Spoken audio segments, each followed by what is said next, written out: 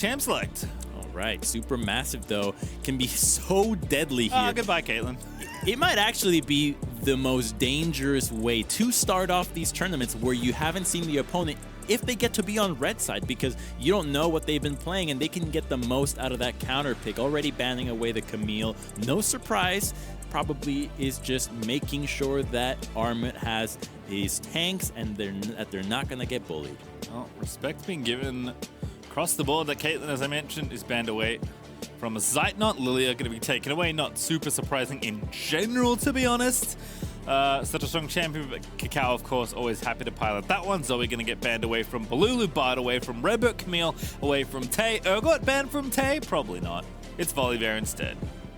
It's interesting that the Bard got banned because against Legacy, the Bard got let through and they went with Nautilus into it instead and were able to actually ended up beating it. Now, he did have some very powerful ultimates and it has been almost perma-banned against him in the CB low season, but instead they're gonna lock in with Nidalee and it gets answered in kind with Shen and Hecarim. You already know what this comp wants to do, Pastry. They want to dive. Cal's ready.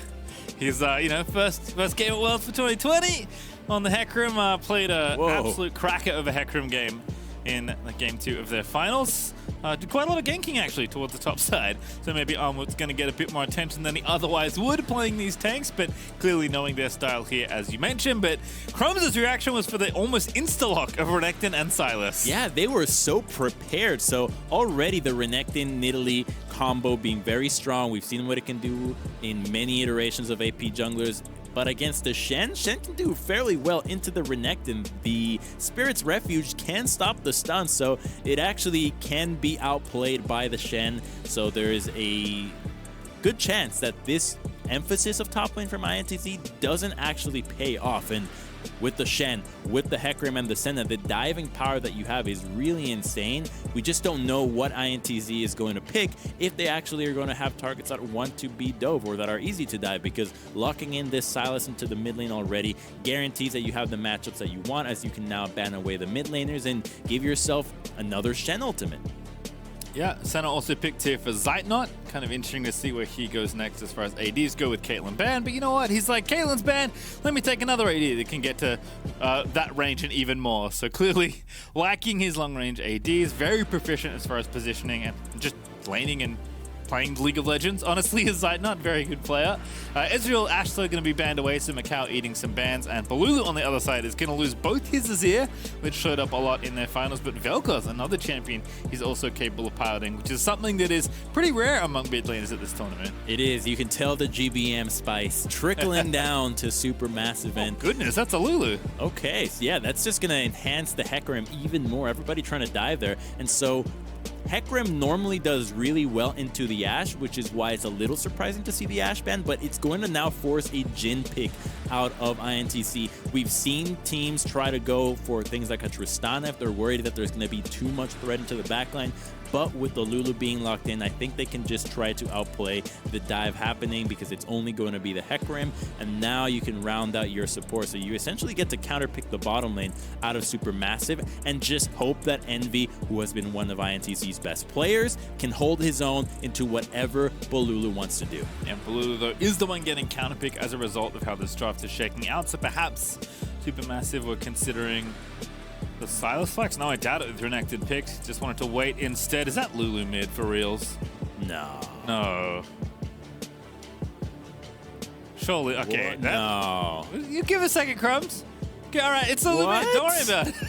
Oh, no. But I was already surprised to see Lulu support, Crumbs, and it's not even Lulu support. Well, Leona does so well into Nautilus in the first place, so I'm surprised they want to round this composition out this way. I feel like this is actually going to give Envy a very happy laning phase here, and he has a very cool array of ultimates to steal, not only being able to boost himself with HP, but also now have a Nautilus ultimate to add on top of it. I think that Envy can be in a really prime position to carry this game, Pastry. Yeah, certainly I can see why they wanted the Sylas, I guess, because they saw 2 good ultis and were hoping that a couple more would get picked up. So a cornucopia of targets for Envy to pick from there with the Sylas, but we'll see if INTZ can indeed put their first win on the board against very stiff competition. Supermassive For me, I think one of the favorites to get out into the main stage, given how strong they have been historically on the international stage. We'll see what happens here for their first game as coaches. We'll meet for the customary fist bump. We'll get ourselves onto the roof for game number 2 of 7 today, Crumbs. We'll only be here for this one and the next one, but don't worry, there is quite a lot of League of Legends to be played today. We've got an absolute marathon, and I'm really curious to see what the hype about Supermassive is and if it can live up to their expectations, because this Lulu pick is really questionable for me, Pastry. We had seen it before when Karma at the beginning of summer was being picked in all sorts of roles before she got nerfed, before players realized, hey, maybe these picks are good, but we want to have better damage and better utility from our mid laners and just turning into another support for one of our carries. So that's what I'm worried about here. Bolulu as a mid laner, you'll want to see him be a little bit more empowered as to just being somebody that's going to boost the Hecarim from going in, because the Hecarim really depends on the early game to be able to snowball quite well. If he is even, if he is behind, he's not going to be very useful. So you think GBM has already gone too far, is what you're telling me? I think he's gone too far. Game 1, he's already... he's too far. He's already gone deep into the back of the playbook. Pulled out the Lulu for Bolulu. It's kind of a fun one. So we do have a pause, but we'll get some info on that as soon as we have some. But once the game is going, we shall be too Supermassive, likely eager to be taking to the stage for the first time. They're eager, and I think that so is ITZ. Coming down from 0-2 in 2 games that were definitely winnable, both of them. Feels like this team can have a lot more fire in them going into this matchup against an opponent that they have not seen before. They must be thinking even more about playing their own game, and this tells us that that is exactly it. The Nidalee and Renekton already having a point of pressure, and you also get to look at synergies that might be overlooked, like the Jhin and Nidalee together, being able to combo into a root, into a spear from a long distance, can just catch out opponents from afar. And that's something that Supermassive have to really keep in mind when you're dealing with these champions like a Lulu that are not very safe, that can eventually be picked quite easily. Well, a Jhin that can roam into the mid lane can be just as deadly as an Ashe firing an arrow. Yeah, certainly a little play here as players are just getting their settings organized, and we'll be on with the game shortly. It shouldn't be too much longer before we're able to play this one out. It's such a cool stage. Oh god, it's amazing. I mean, this isn't even the dance moves, right? We usually wait for the virtual or the augmented reality for the musicians to show up. This is just, we're just playing. What do you mean? That city's really there, Crumbs? Are you telling me? Anyway, it doesn't matter. Don't shatter my illusion, Crumbs. Let's watch some League of Legends instead. Supermassive. We're going to try and put a win on the board. ITZ certainly wanting to do the same in Dire Straits, already 0-2. Supermassive get to start off fresh-faced here on day 2. As we have a quick check-in with the runes. Not too surprising, I'd say. Another Conquer Nidalee here, so something that's clearly more common than perhaps I was aware of. Phase Rush for Cacao, always a great one. And that first ward will be taken out by Tay, who collects the first CS of the game. Top lane is done. Ah, so nice. And it actually will matter quite a bit, because now the Renekton is going to be able to hit level 2 sooner than the Shen. He was already going to be getting priority in that lane, but now it gets even tougher, which does present the opportunity for Nidalee to path to the top side and really chunk down and potentially dive out the Shen. So let's see what the junglers choose to do with these pathing. Renekton, or sorry, the Hecarim is the champion that can go for an entire red side clear into a recall and try to maximize the value of the blue buff later, but we'll see what they think about when it comes to affecting these lanes. There's a lot of potential ganks that can happen into the bottom, and you have a Leona that wants to be going in, and 2 to 3 forms of crowd control from the bottom lane available on Supermassive. So Cacao pathing to the bottom side, I think smells that there could be blood in the water in the bot lane. Yep, buff to buff it looks like for Cacao. Takes that reg with a lead from Amut as well, who also got to lane late. So was already going to give Tay pressure on the wave, but Amut, you know, he's happy, man. He'll play weak side, he'll pick tanks, he'll leash for Cacao. It's the kind of play you'd love to have on your team, you know. Very reliable. when you want a player that plays weak side, you want somebody that's going to do it with a smile. The last thing you want is a top laner playing weak side that's really upset about it, that normally wants to play carries, and that tends to be the difference between teams picking carries or not. How happy is your top laner doing that? All right, well, Kakao is indeed did go buff to buff. He's going to go Gromp and now Wolves by the looks of things, so it's going to be a lot of farming for both these junglers, which I think we could have predicted fairly safely. Shinny, though, flying through the jungle, as is expected from Nidalee, and does get that ward down as well, so a bit of value from that early sweeper already. He's getting 2 wards, and it's a big thing to look at the mechanics that a lot of the players have when it comes to clearing out the jungle, especially on picks like the Nidalee, being able to not only kite away effectively, but stay at a healthy level of health in order to then gank or effective crab. So seeing Nidalee be this effective at clearing out vision while doing jungle camp is a really good sign. And here's the ghost, there's the stunner. Unwood's going to be in trouble. Kakao, I've seen this so many times, and that's first blood over to the Shen. Oh, that is a great gank to have. Now that the Shen can start to get some items into this matchup, it gets really tough for the Renekton to punish this lane. And what used to be the place where the Nidalee and Renekton want to go for, you now start to have second doubts about that. You might not think that you even have kill pressure anymore if Renekton can bully out, if the Shen can bully out the Renekton and have control of the wave. It's just so wild to me. Like I've actually seen that gank before in Game 2 of the final Supermassive played. I think it was even the same 2 champions in the top and junglers. Balula's in a bit of trouble, but nothing Lulu can't handle. She wins his way towards her tower. Healing just fine here, 1v1 versus Envy, although is running a little bit low on mana. And Kakao is going to go ahead and finish off the rest of the Krugs, as Shinny is trying to at least try and out-farm the Hecarim after that gank. But Kakao, he's doing just fine on that front as well. As Shinny going to get stunned. The spear after the stun. That's a dive incoming. There's the flash, there's the auto, and Shinny's going to pick up Balulu. What a spear there, knowing that the Lulu was going to walk a little bit further up after the chains connected, and that's a huge deal because now the Sylas still has flash. So there is an opportunity to repeat this one. Not immediately, but later on. And now we really get to see what this Lulu is thinking about with those fairy charms. I think it's safe to say this is going to be the full utility Lulu. And I'm starting to have doubts if Supermassive have enough damage. Redbird, I love the play, just barely missing the Zenith Blade. But that roam from bottom lane, Balulu was... he was about to get killed again. But Redbird, unfortunately, just off with the skill shot there. But Envy's going to go ahead and reset and TP back to the lane most likely. So not going to lose anything at all here as Lulu's already TP'd back to mid.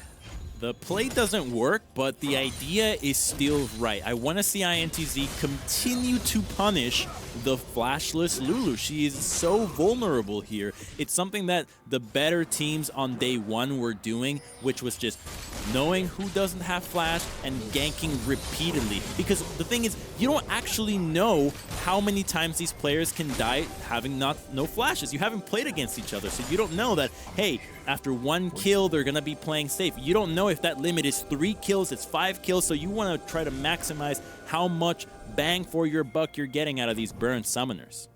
Cow also just hanging out in this brush, waiting for the Scuttle Crab, but perhaps someone else will walk by and he can spin on them. Kakao actually going to wrap mid here. Oh, I think just spotted barely. Yeah, Envy did see it. Kakao is going to keep heading in. Sal's like, surely they're not there, but certainly is. Dash is out to safety. Snowflower here as well. Getting very active here on the Nautilus. Nice. An early good juke back there from Kakao to not get speared by Shinny. And the control ward that did indeed spot Kakao will now be discovered and taken out appropriately. So Sylas is level 6 and is waiting to steal an ultimate here. Not willing to commit to anything just yet. Had 3 pretty cool ones in front of him, but we'll just wait for those until the fight presents itself. And knowing that they're going to get a dragon, they're going to be fine. And there's also a Shen that is going to be available with an ultimate out. So just playing the objective game is going to be a fine look here for ITZ, knowing that you have the champions that you are comfortable with, and I'm pretty sure you're actually going to end up out-damaging Supermassive pretty heavily if they don't get ahead on this comp. Nice Drake take. This Kakao's farming up to level 6 now for both junglers, but Kakao with the Sheen might be looking to pick a fight again if you can find someone willing. Envy continuing to shove mid here as well. Balulu actually keeping up nicely in CS despite getting himself killed. But Envy not too far behind. A little over a wave, about a wave and a half as Balulu is going to pick these up.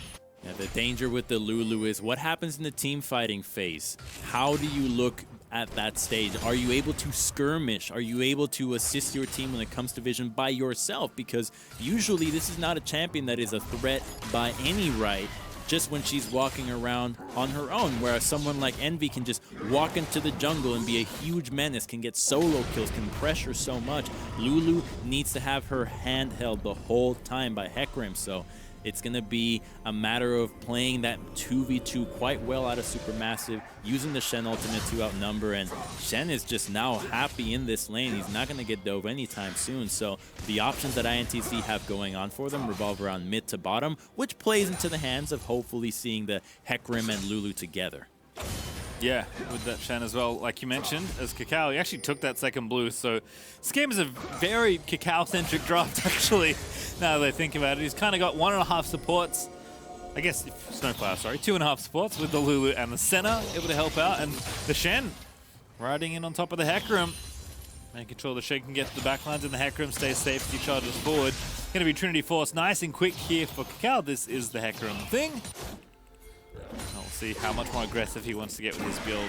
In that game I alluded to in their finals, he did get very aggressive with the build, but does at least want to finish this very expensive purchase before that. And did start the Rift Herald, but with bottom lane missing, didn't feel too safe about trying to complete it, especially because Armwood's getting pressured here in top lane as well. So not a whole lot of space with his bot lane resetting to contest this objective, and Shinny is going to clear out the ward knowing that and start the Rift Herald instead. Yeah, so Kakao didn't know where Leona or Jhin were. All he knew was that his own bottom lane had base and that the enemy bottom lane was not in the lane as well. At 8 minutes in, it's safe to assume that this swap is happening.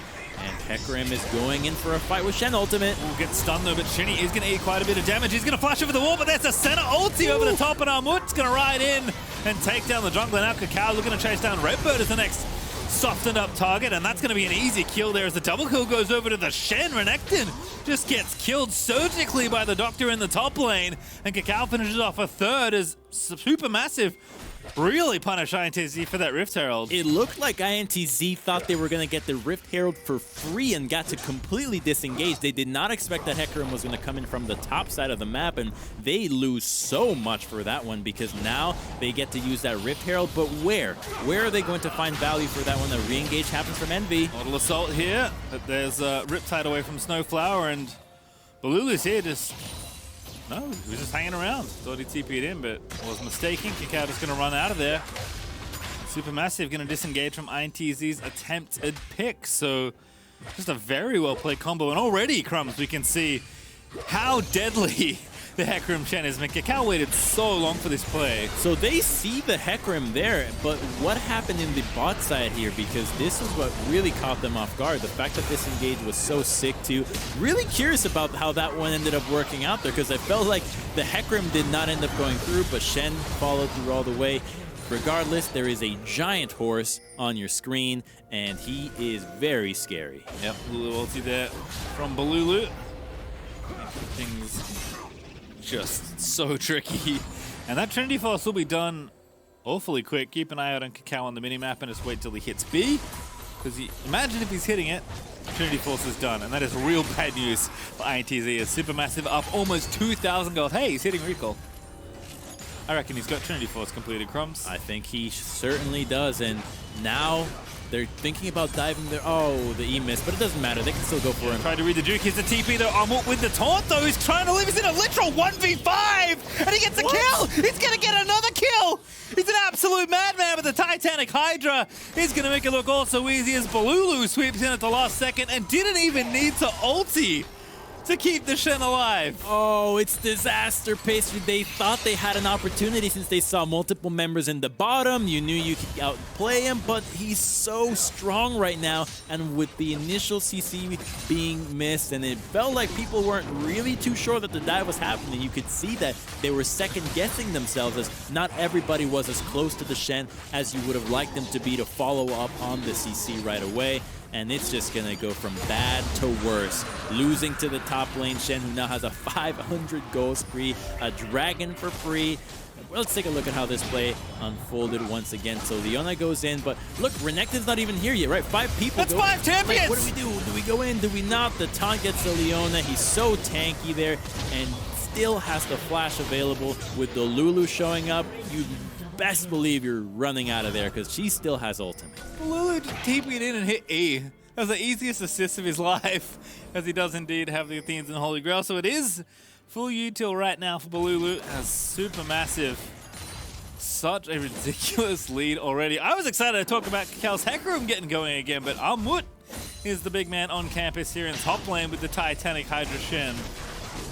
This is why Shen is just so strong. Unlike champions like Sion or Ornn that tend to be the other tanks that you think of in the top lane, he does have a ton of damage and is able to consistently dish it out. The Shen Titanic Hydra build is just a complete bruiser, and he just doesn't look like it. He doesn't play the same way, but once he connects that taunt, presses that Q, hits you 3 times, and the Hydra is on top of it, that's percentage HP with a ton of damage behind it. Yeah, and you don't always get to do this, right, Shen? You always want to do this, but sometimes, you know, the game doesn't afford you that luxury. But with 5 kills and a single assist for 100% KP there for Amut, he's absolutely able to go for this more aggressive build. Stuns chain in the mid lane. Balulu gonna wild growth himself, flashes out of there. Last bullet ready to go. Does connect, but Balulu tanky enough with the shields and his own ulti. Very good itemization there from the Lulu, especially into the double AP mid-jungle combo. You just don't have the damage to burst him down, and your Jhin is not very strong, and neither is the Renekton. So ganking this Lulu now has become impossible if you're not bringing in the Renekton and Jhin together. So you just get a guarantee hyper Hecarim, and he's quite fed. And the great thing about him not having so much gold yet still having the items that he needs is that you now have more threats on your team in the Shen, and that was what we were worried about. Were they going to have enough damage? That ship has sailed. This Shen is so fed, you're always going to have damage. You see a little replay there in the picture-in-picture. Ah, looks like that was cancelled there. Amut not able to get himself out, but does eventually go back to base, get himself a Barmy Cinder to join that Titanic Hydra, if he wasn't pushing fast enough already. Okay, so we got 2 minutes until the dragon spawns, but it's going to be a Cloud Soul. It's pretty good, I think, for Supermassive here to prioritize this objective, not only with the Shen, Hecarim, but the Lulu as well. Having more stacks of those ultimates or lower cooldown is going to be really powerful for them. So I think they should most certainly prioritize this objective, despite it not being one of the more combat-oriented ultimates. This composition, ult-reliant, will really love to have it. I mean, look, Hecarim's passive gives him more damage for moving faster, so it is a combat soul for Kakao, I think, at least. As they're going to take down the Scuttlecrab here and look to maybe play for the second Rift Tower. Dragon up in a minute 30 there, like you mentioned.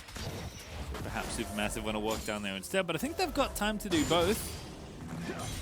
Now, Shen does not have ultimate, and him being in the face of Renekton doesn't let him TP right away, so it would still be a 4-on-4 just yet. We'll see how the top laners play it out, because they can choose to either leave it as a 4v4 and just try to fight each other and keep each other in vision, or you see what sometimes happens where both top laners just run away from each other and make sure that they can TP into the fight. You already saw how this matchup plays out. That was a really sick use of the Spirit's Refuge to dodge out of Renekton's stun. Yeah, it's definitely a matchup that's got a lot more intricacies than it may appear at first glance, and certainly getting the better of that little interaction there.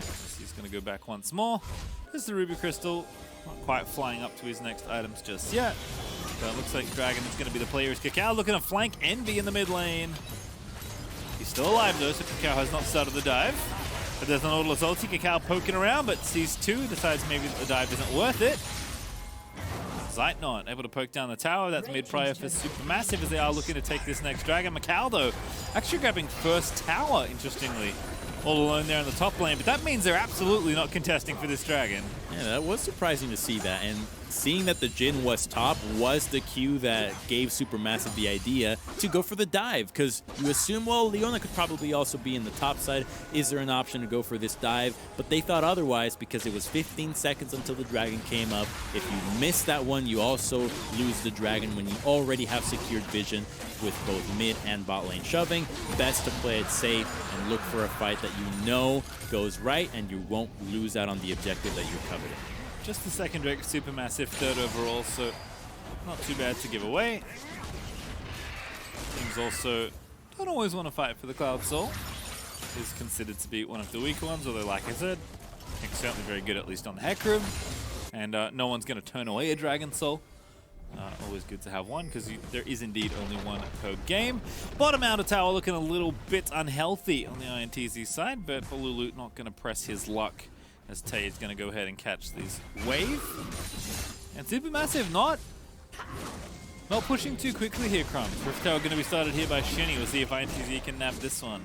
Yeah, they're taking their time here. They have a Senna, which is going to be fine later into the game, and they just want to make sure that the fights they take are the ones that they're going to win. They're playing it just calm and collected, and they have to remember that all their gold is in the Shen as well. So if they actually take a 4-on-4 in another part of the map and the Shen's not able to pour in, it's not that big of an advantage as what they would initially have thought. So they want to make sure that Armut is in that position to be able to help out before they take these fights. And if he's not, well, as long as they're taking the objectives, the pace of the game is just fine. Yep, Supermassive up, but, you know, not by a huge amount of gold, 2,500 or so, although Balulu is going to extend that advantage as he does complete the kill of the outer tower here in bot lane, so Supermassive finally going to tie up the turret score as well. It's just, you know, it's time to chill out. Perhaps we'll wait between dragons here, 320 until that Cloud Dragon is up. But Supermassive don't need to do too much more right now, but I think INTZ happy to keep things a little bit slower here, as the assault in mid lane is maybe where things will start to unravel a bit. Zeitnot and Snowflower have been very persistent in trying to knock down this tower. It's been really tough for INTZ to find a way to make a play on the map, because we already saw the itemization from the Lulu being a really big nuisance against the Sylas and Nidalee, but the Renekton now having to match Lulu is just not going to cut it, and he doesn't even have boots. You're not going to be able to chase anybody down. He didn't go for the Blade of the Ruined King first, so you don't even have the sustain or the chase potential in the lane, so there's not that much that INTZ could go for at this stage in the game. So they're looking to just get Envy in a position where he's very fed, where he can start stealing those ultimates, ideally level 16, if that's even possible before the gold lead grows too large. But that's going to let the Sylas really rip it with having so much access to ultimates and just turn team fights into complete chaos, because that's what they need right now. They need Envy to have something like a Lulu ultimate, a Hecarim ult, or even the Nautilus to influence these fights in an even bigger way during the team fights. Well, so Adam's not done for Omwood. And Death Dance on the way for Kakao, so is going the aggressive route here on the Hecarim. Skipping his gemstone as well in his enchant, but it doesn't need it. Wants the big ticket items instead. Rift Tower pop bottom lane, that is going to be the tower forfeited over. But that'll likely be a trade for mid out of here. Supermassive not too upset with how this is going. Tay will be very thankful for the gold, given how fed his lane opponent is. They had 3 members there and didn't even think twice that they should not dive the Shen. It was just out of the question entirely, and it's just so odd to see that when you have the Renekton, you're not going to be making those plays. It's a tough spot here. They need him to have boots, because with the Cleaver build, you're looking at team fight, but how are you even going to find these flanks when so much of Supermassive's composition can actually kite you really effectively between the Lulu and the Senna? The Renekton finding an angle seems farther and farther from the truth. Yeah, especially with like Nautilus as well. It just feels like he's a whole team worth of peel as far as CC is for your squishier targets. Certainly the items are up for INTZ if they want to fight for this dragon in 50 seconds or so. 2 done for Envy, 2 done for Macau, and almost there for Tay. Might be there on time. Does have his TP if he does want to farm out for a little bit longer to be at maximum strength for the potential incoming fight. But Supermassive just back out on the map. Gonna keep pushing. Balulu has been in a side lane for a lot of this game since we've kind of broken out of the laning phase. Armwood, of course, is in the side lane constantly as this Shen, even though it's receiving more attention than he may like. And Zeitnot's been parked mid lane there with Snowflower and sometimes Cacao for a lot of this game as well. So it's been kind of a holding pattern for the last 10 minutes. But 10 seconds out of that dragon is up. Supermassive already rushing down there. Yeah, it looked like ITZ just was nowhere near contesting this one. The Leona moving to the top side. Hopefully, we're thinking that they could take down the Shen there, but Envy, he's not strong enough to take him down. In fact, it doesn't seem like there's a combination of champions that ITZ have right now that can actually threaten a legitimate dive against his champion without at least trading 1-for-1 or him just getting a flash out of it. So they are really in a pickle here. Sylas is a good match to the Shen because he can steal the ultimate and get out as well. But then you're faced with the problem of you don't have Sylas in the fight to begin with. And then how are you looking to initiate? Because the Jhin and the Leona are not strong either. So they are going to be the recipients of the Hecarim with the Lulu diving into them with the Senna and the Nautilus ultimate as well. So INTZ, without the Renekton getting ahead, is more and more, it's just so much harder for them now. You have a Renekton that fell behind. That's all you need to know about Renekton, really. That's the champion in a nutshell. Yeah, it feels that the timer is certainly ticking. 4 minutes or so until the Cloud Soul is up. Again, not a soul that every team always feels like they have to absolutely fight over, but Supermassive just happy to quietly play through the rest of this mid game and look for a pick-off here. They feel like in the spot they're in, they know how to play this composition out. Cacao's going to be up to 2, like, top laner worthy items, like very luxurious purchases for this Hecarim. With the Triforce and the Death Dance effect, he may be done with Death Dance now as he is recalling.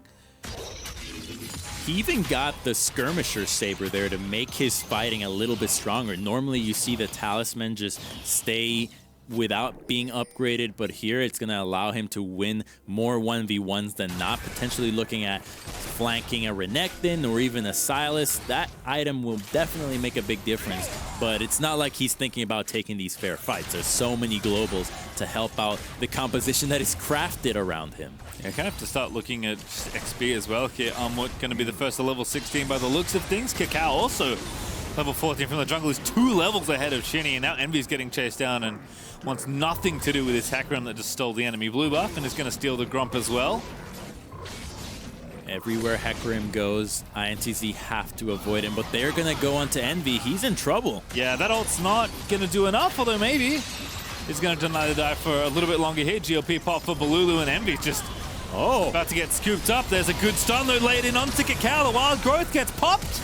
Onslaught of Shadows out for safety, but Macau pops in with a bullet and is able to take him down. But Armwood now going to look to take down Tay, flashing forward, but the flash is used by Tay as well to get a little bit extra distance, but the chain is not quite there. The taunt, I think, just hit on the end of it, and Armwood just slaps him down with the scalpel. The flash from Baloo is going to avoid the chains from Envy. Snowflower also off to the wall to get out to safety. Zeitnot's here to make sure his teammates are A-okay.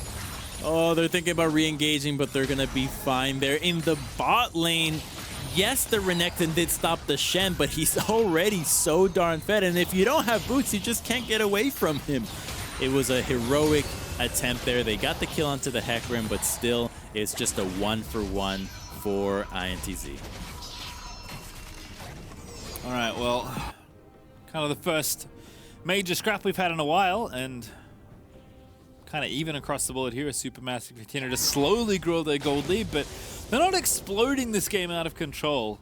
Certainly, I think more willing to let INTZ play into them, or at least be waiting for those really primo angles with the Hecarim and the Shen before they start any sort of fight. And they do have some luxury here, although this dive was certainly a proactive attempt by them. Envy playing this very nicely, knowing reinforcements were on the way. Yeah, it's good for him to be clearing out the minion wave, but then this use of stopwatch was so unexpected, and then the Jhin coming out of nowhere. The Hecarim does not have Merc Treads at this stage, so it's so easy for them to punish him with the crowd control, and then the Nautilus going in. We didn't get to see the entire chase away, but we know that they all made it out alive, except the Renekton in the box. Amut was able to take care of that. 50 seconds out of that Cloud Soul is spawned. Supermassive also at this point, like, don't have to go for the soul, as Envy is going to hijack the onslaught of shadows off of Hecarim. Supermassive can potentially say, have your second dragon, take the Baron. Feels like the better price for Supermassive right now, given that they are trying to open up this game that much more with the lead that they currently have. You know, they've got a lead, but they haven't quite snowballed it into something bigger and broken open the game, let's say.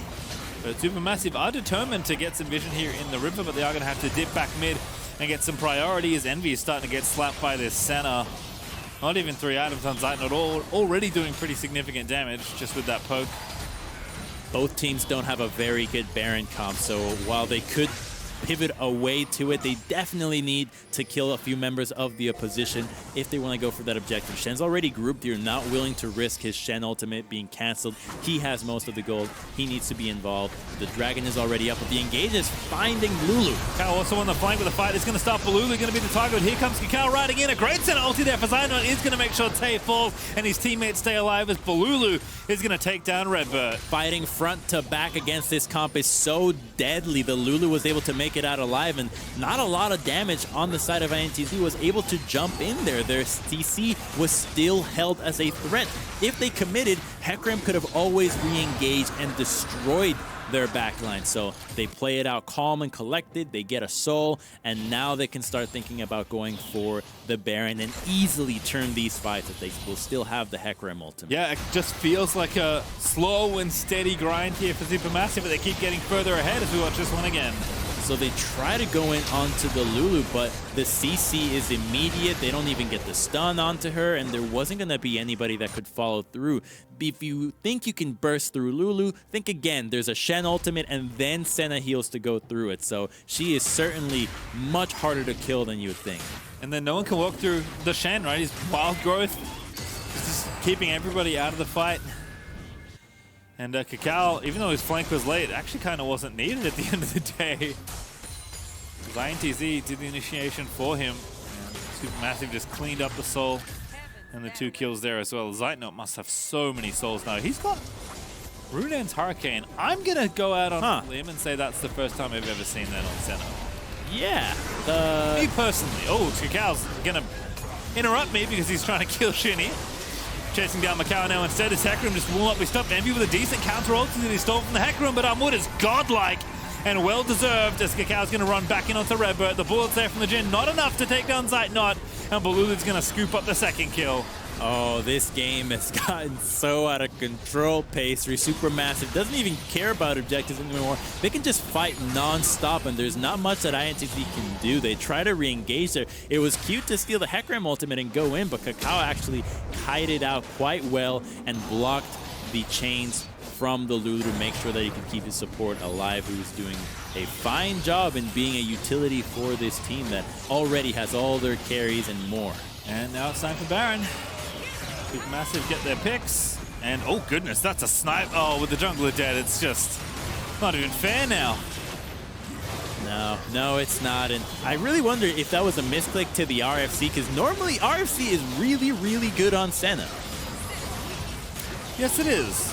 And when I saw the Zeal, that's what I thought was coming out. They look the same, the red and yellow, so you think like, okay, could maybe start with the same letter. You know what? Maybe. I don't know. I'm kind of curious to see what happens. Again, certainly not something I've seen, but not riding enough just yet. Kakao is just bullying the enemy team, though. Here comes Shen, but Macau's already been scooped off the rift.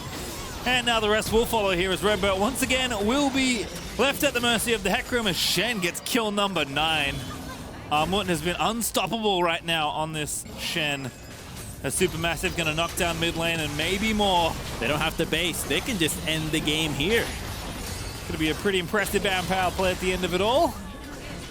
Supermassive just going to indeed go for the kill. It's 2v5 right now. It's Supermassive that is going to clean up the rest of these turrets. They have arrived to Worlds in style as Kakao's Hecarim alongside that Shen will take out ITZ, but not before Envy is left to his fountain in Zhonya's. Getting bullied by the rest of Supermassive. Amut is legendary, and rightly so. as Supermassive are going to finish off the Nexus and pick up their first win of World 2020. Group A just got a whole lot more interesting, Pastry, because Supermassive just gave us the most decisive win that we have seen out of this group thus far, and that is going to put the fear in Mad Lions and Team Liquid. Yep, just, you know, we expected good things from this team, and that was certainly that. I think playing a comp they're certainly very comfortable on, kind of everyone in the roles you would expect, but the game set played out maybe even better than Supermassive would have considered, as Cacao's first gank to the top lane snowballed wildly out of control for that Shen. Yeah, the Shen is a pick that got a little bit of a nerf to the thing that he got his shield buffed, and then the buff was reduced by half, and suddenly teams were foregoing him as a pick, but clearly showing he's still got a ton